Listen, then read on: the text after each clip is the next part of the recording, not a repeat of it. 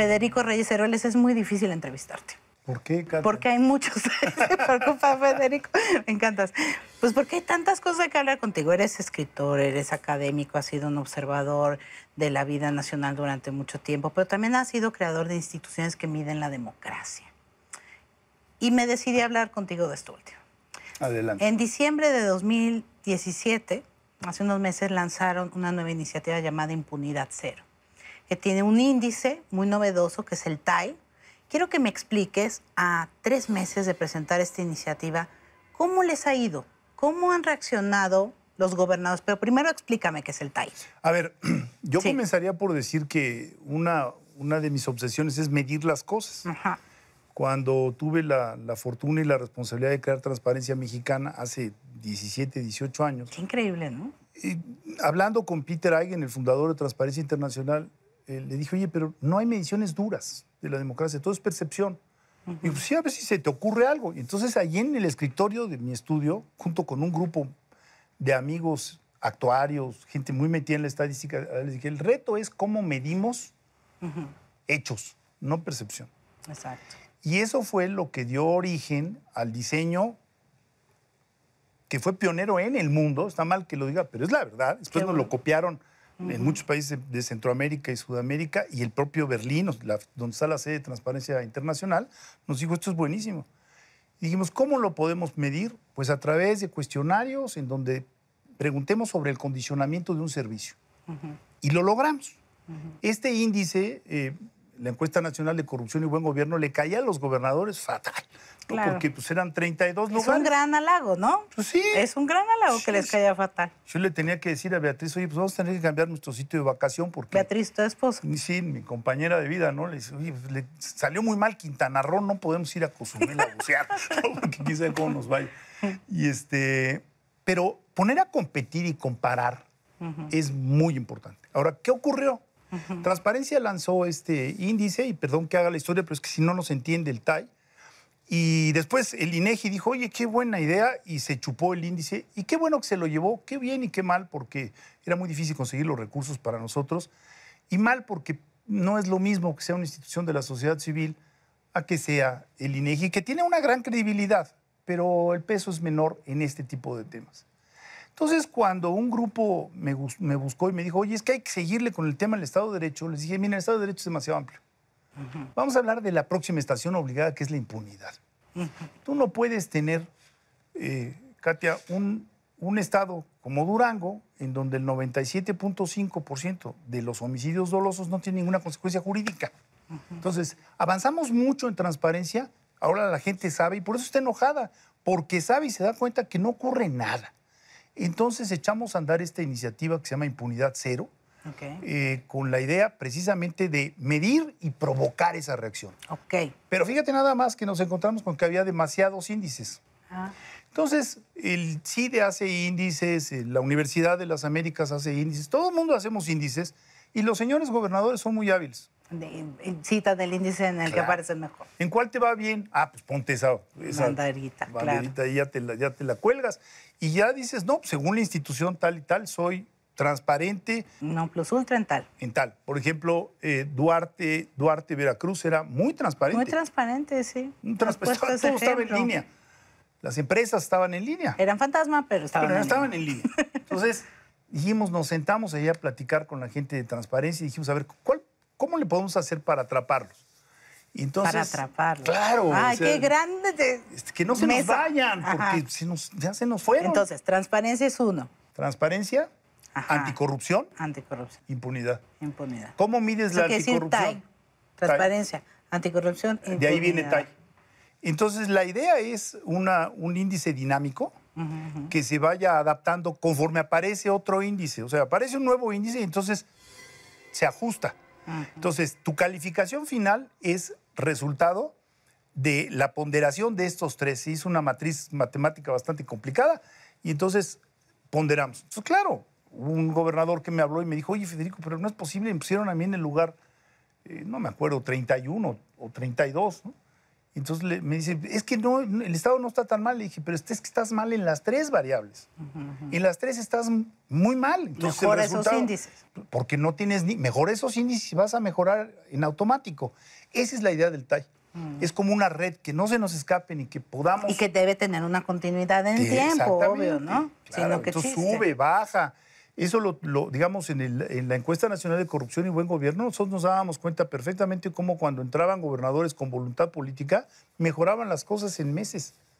¿En meses? En meses. En meses. Querétaro estaba en el lugar 18 o 20 y pasó al primer lugar en año y medio. Bueno, entonces en diciembre sacan estos primeros índices TAI de todo el país. ¿Cuál ha sido la reacción? De enojo, diría yo, de 4 o 5 entidades de la República. Hubo quien salió a decir que la información que estábamos utilizando no era sostenible, que porque ya había nueva información, sino nada más que cuando se cerró el TAI... Se cerró para todos. Claro, se cerró para todos, ni que estés esperando a que cada uno produzca su... Y eso pues, tendrá que ser así, eso no hay forma de cambiarlo, ¿no? Hubo 5 entidades, diría yo, que sí se molestaron mucho con nosotros.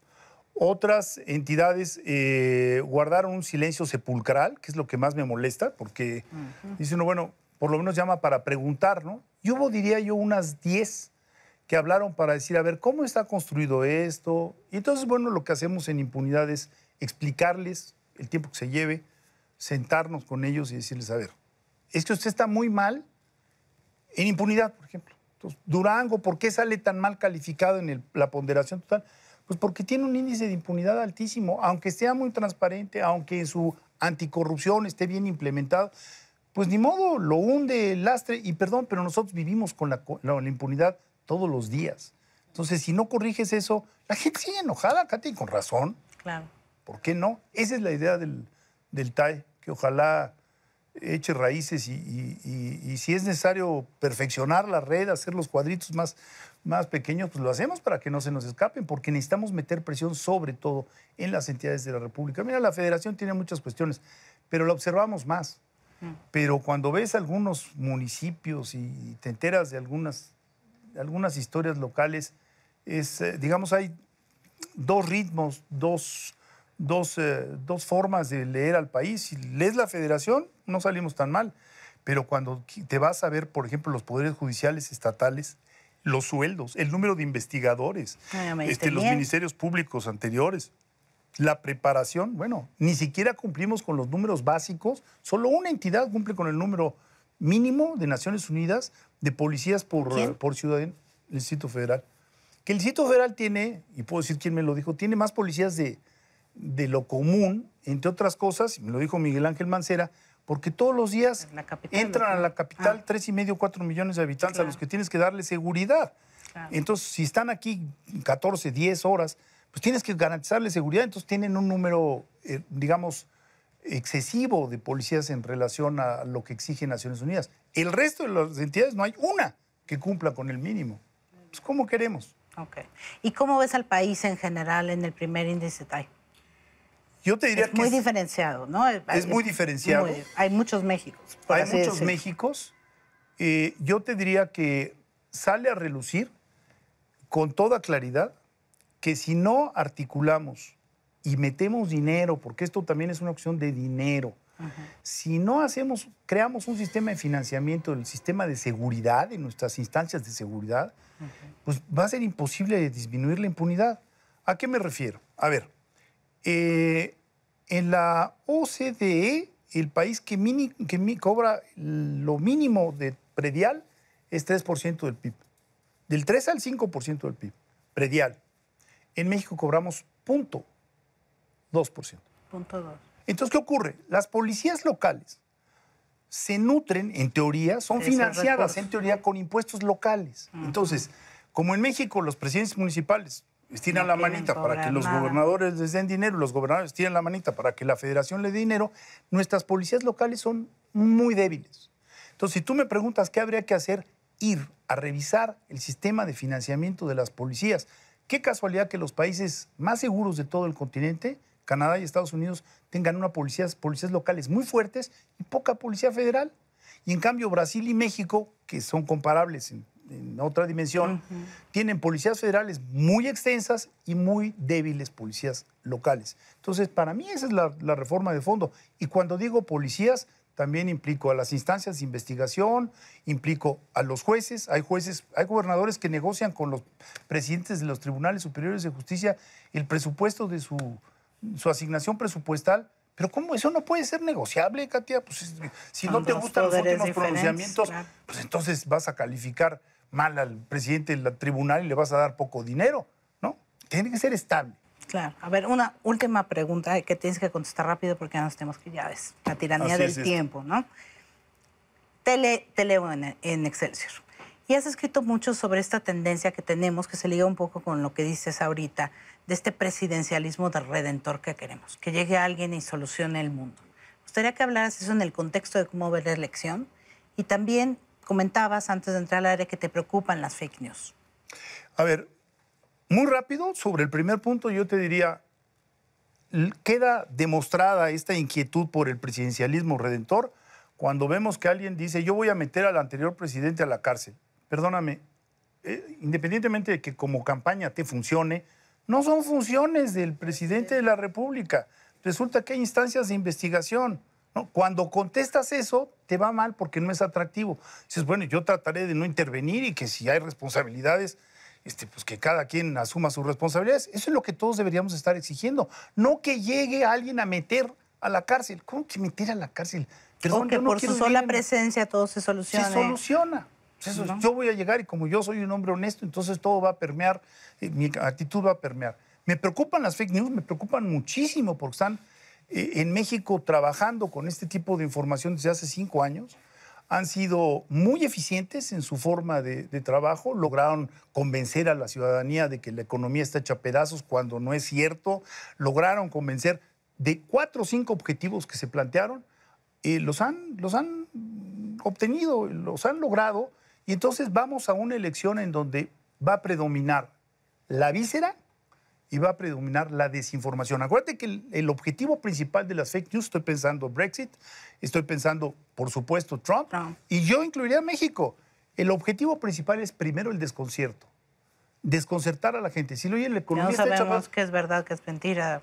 Y tú pregúntale a la gente, oye, es que se crearon 2 millones de empleos el año pasado, no, eso es falso. La gente no cree ya en nada, y gente que uno supondría informada. Entonces, sí estoy muy preocupado porque cada quien vote por quien quiera, pero que vote de manera informada. Pues yo les recomendaría que hagan lo mismo que tú haces antes de escribir en tu computadora, antes de ir a votar, ¿no? Pues sí. Que respiren, que hagan este ejercicio de no hacerlo con la víscera, más con el cerebro, pero que sí vayan a votar. Así es. ¿No? Gracias por venir. No, al contrario. Muchísimas gracias. Y ustedes no se vayan, además de esta entrevista con Federico Reyes Heroles, y como siempre, yo los espero en Facebook y en Twitter.